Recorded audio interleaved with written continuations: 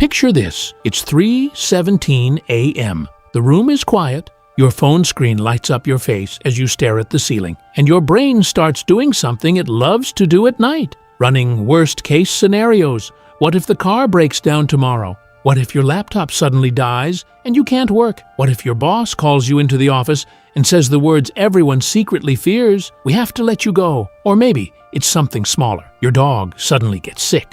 Your rent goes up. Your credit card bill arrives higher than expected. Individually, these things aren't catastrophic. But when you're living paycheck to paycheck, they feel like financial earthquakes. Because one unexpected bill doesn't just hurt, it can collapse everything. And if you've ever laid awake at night, mentally calculating whether you could survive a $500 emergency, then you know exactly what I'm talking about. Now here's the interesting part. Most people believe the number that changes your life financially is something massive. $1 million. Maybe $100,000, but after years of studying personal finance, psychology, and how real people actually experience money, I can tell you the first truly life-changing milestone is much smaller. Not $1 million, not even $100,000. The first number that fundamentally changes how you experience life is $10,000. Not because it makes you rich, but because it completely rewires the way your brain reacts to money. And today, I'm going to show you exactly why that happens. First, let's talk about life before $10,000. When you have no savings, every financial decision becomes a tiny survival calculation. You go to the grocery store, and suddenly, buying cereal becomes a strategic debate. Do you buy the name brand or the cheaper version that tastes like cardboard but saves $2? Your friends invite you to dinner, and instead of simply saying yes or no, you open your banking app first. You mentally run the numbers. Rent, gas, groceries, phone bill, and you realize that one $25 dinner might wreck your weekly budget. So you say something like, "Sorry, I'm busy tonight." But what you really mean is, "I can't afford it." Millions of people live like this every day, not because they're irresponsible, not because they're lazy, but because financial margin doesn't exist in their life. And when you live without margin, every unexpected expense becomes a crisis. Car repair? Crisis. Medical bill? Crisis. Broken phone? Crisis. You're not planning your financial future. You're constantly playing defense, trying to survive until the next paycheck. But something fascinating happens when you save your first $10,000. And it has almost nothing to do with spending the money. The transformation is psychological. The first thing that changes is how you experience risk. When you have zero savings, risk feels terrifying. Taking a new job feels dangerous. Moving to a different city feels impossible. Starting a side hustle feels reckless, because one wrong move could financially destroy you. But when you have $10,000 sitting quietly in your account, something shifts. You're not suddenly reckless. You're not quitting your job to become a street magician, but you feel something powerful, breathing room. Suddenly, you can take calculated risks. You might finally ask your boss for that raise you deserve. You might enroll in a certification course that increases your income. You might even start a small side business, because now failure wouldn't destroy you. You have a safety net, and that safety net changes how you move through the world. But it gets even deeper than that. Your brain chemistry literally changes. Studies show that financial insecurity dramatically increases levels of cortisol. That's the hormone responsible for stress, which means if you constantly worry about money, your body is basically running on permanent stress mode. Your brain stays on high alert. Your sleep gets worse. Your patience gets shorter. Your ability to focus drops. But when you build a real emergency fund, that stress response begins to calm down, and the difference shows up in everyday life. Let's say your car's check engine light suddenly turns on. If you have no savings, your heart sinks instantly. You start imagining the worst possible outcome. A $1,200 repair, a $2,000 repair, maybe even more. You begin calculating which bills you might skip to pay for it. But if you have $10,000 saved, the same situation feels completely different. You're annoyed, but you're not panicking. The check engine light isn't a financial disaster anymore, it's an inconvenience.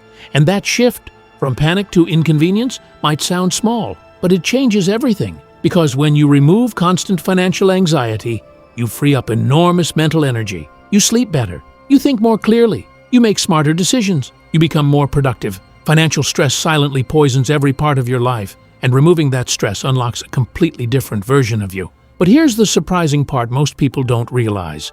The biggest benefit of having $10,000 is not spending it. It's knowing it exists. This is what financial experts call the emergency fund effect.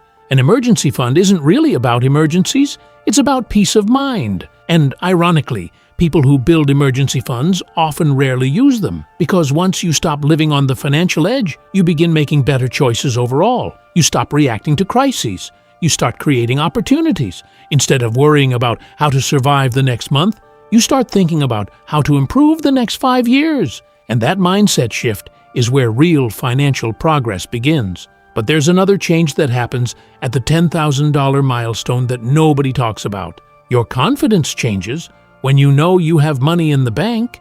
You carry yourself differently. You negotiate differently. You walk into job interviews differently because desperation disappears. When you're broke, every opportunity feels like something you must accept. When you have savings, you gain the ability to walk away from bad deals, bad job offers, bad business partnerships, bad financial decisions, and that single ability, the power to say no, is one of the most valuable financial advantages in the world.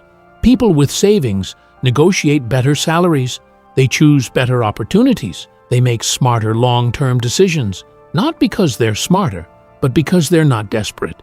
And desperation is one of the most expensive emotions a person can experience. But here's the part most people misunderstand.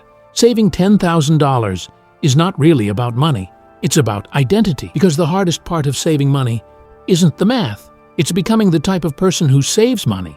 Most people approach saving like a temporary diet. They cut spending dramatically for a few months. They force themselves to save aggressively, and eventually they burn out. Then they fall back into old habits. But people who successfully reach $10,000 do something different. They don't treat saving like a temporary sacrifice. They treat it like a new identity. They become someone who saves money. And when that identity shifts, everything else changes with it. Once you become someone who saves money, something surprising happens. Saving stops feeling painful. In the beginning, saving money feels brutal. Your first $1,000 might feel like climbing a mountain. You have to say no to things. You cut small expenses. You constantly remind yourself not to spend. It requires discipline. But something interesting happens once that first $1,000 is saved. The second $1,000 becomes easier, then the third, then the fourth. By the time you're approaching $5,000 or $6,000, saving money starts feeling almost automatic. Not because your income suddenly doubled, but because your habits changed. Your brain starts noticing things it ignored before. You notice subscriptions you never use. You notice expensive habits that don't actually make you happier. You begin asking a simple question before spending money. Do I actually want this? Or am I just used to buying it? And that single question can change your entire financial future. But there's another reason $10,000 is such a powerful milestone. Mathematically, it protects you from most of the financial disasters that ruin people's lives. Think about the most common emergencies people face: a major car repair, usually somewhere between $800 and $3,000. An unexpected medical bill, often a few hundred to a couple $1,000. A broken appliance, maybe $500 to $1,500. A temporary job loss. Even a few months without income can often be survived with a solid emergency fund. And suddenly, something amazing happens. Instead of every unexpected problem destroying your finances, you can handle it. The emergency becomes a problem, but it's no longer a catastrophe, and that stability changes how you think about the future. Before savings, money feels like sand slipping through your fingers. Every dollar arrives and disappears almost immediately. But once you build a financial cushion, money starts feeling like a tool instead of a survival resource. You start asking new questions. Questions you never had the mental space to ask before. Questions like, how can I make my money grow? What investments should I learn about? Could I build a second source of income? And this is the moment many people first become curious about things like investing, side hustles, passive income, not because they suddenly became financial experts, but because they finally escaped survival mode. And survival mode is the enemy of long-term thinking. Here's something that might surprise you. Someone with $10,000 saved is often closer to financial independence than someone making twice their income with zero savings, because income alone doesn't build wealth. The real skill is keeping money. You probably know someone like this. They make a high salary, 6 figures, nice car, luxury apartment, expensive vacations, and somehow they're always broke. Meanwhile, you might know someone else who earns far less, maybe $40,000 or $50,000 a year, but they quietly save money. They avoid lifestyle inflation. They build investments over time. And 10 years later, the second person often ends up wealthier, because wealth isn't created by income alone. It's created by behavior. And saving your first $10,000 forces you to develop the exact behaviors that build wealth. You learn the difference between wants and needs. You learn patience. You learn delayed gratification. And delayed gratification is one of the most powerful skills a person can develop. Psychologists have studied this for decades. People who can delay rewards tend to succeed more in almost every area of life: health, career, relationships, and especially money. But the impact of $10,000 goes even deeper than financial stability. It changes something called decision fatigue. Every day, your brain makes thousands of small decisions, and when you're living paycheck to paycheck, many of those decisions revolve around money. Should I buy lunch today? Should I wait until payday? Can I afford gas this week? Is this grocery item too expensive? Each decision seems tiny, but those tiny decisions drain mental energy. And by the end of the day, your brain feels exhausted. Not because you worked harder, but because you were constantly calculating survival. Now imagine removing 90% of those calculations. When you have $10,000 saved, you don't have to analyze every $5 purchase. You're no longer making survival decisions all day long. Instead of asking, "Can I afford this?" you start asking, "Is this worth it?" And that question creates a completely different relationship with money. I once heard someone describe the moment they hit $10,000 in savings. They said the first thing they did afterward was go grocery shopping, and something strange happened. For the first time in years, they didn't check the price of every single item. Not because they suddenly became irresponsible, but because the pressure was gone. They almost cried in the grocery aisle, not because they bought expensive food, but because they realized they were finally free from constant financial anxiety. That kind of freedom is incredibly powerful, and the benefits spill into other areas of life too. Your sleep improves. Financial stress is one of the biggest causes of insomnia. When your brain stops worrying about money all night, you rest better. Your relationships improve. Money stress is one of the leading causes of arguments in families and marriages. When financial pressure decreases, so does emotional tension. You become more present with people, less irritable, less anxious, more focused. And something interesting happens professionally as well. When you have money saved, you walk into opportunities with confidence. You're not desperate. You can negotiate. You can take calculated risks. You can leave toxic environments. And confidence changes how other people perceive you. Employers notice it. Business partners notice it. Opportunities start appearing where none existed before. Not because money magically attracts success, but because financial stability allows you to act differently. And those actions compound over time. But let's address the obvious question. What if $10,000 feels impossible right now? If you're currently living paycheck to paycheck, that number might feel enormous. The good news is you don't need to save it overnight. In fact, trying to save too aggressively often backfires, because extreme plans rarely last. The real secret is consistency. Some of the most successful savers started with ridiculously small amounts, maybe $25 a month, maybe $50. The exact number doesn't matter. What matters is the habit. Because once the habit exists, the amount can grow.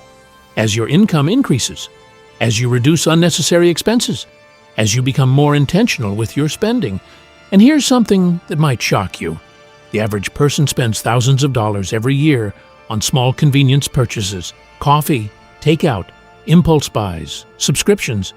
None of those are bad by themselves, but when they happen automatically, they quietly drain your financial future. Redirecting even a small portion of that spending toward savings can change everything. Because the real power of $10,000 isn't just the money itself. It's the momentum it creates. Once you prove to yourself that you can save $10,000, your brain starts asking a new question. If I can do that once, what else can I do? The next goal might be $20,000, then $50,000, then investments, then real wealth. And suddenly, the person who once worried about every grocery purchase is building a completely different financial life, all because of one milestone. $10,000. Not a flashy number, not something people brag about, but for many people, it's the exact moment their financial life finally begins to change. So, if you're currently staring at a bank balance that feels discouraging, don't panic. Start small, stay consistent, and remember this: the most valuable thing about saving your first $10,000 is not the money. It's the person you become while saving it. Because once you become someone who can build financial security, everything else becomes possible.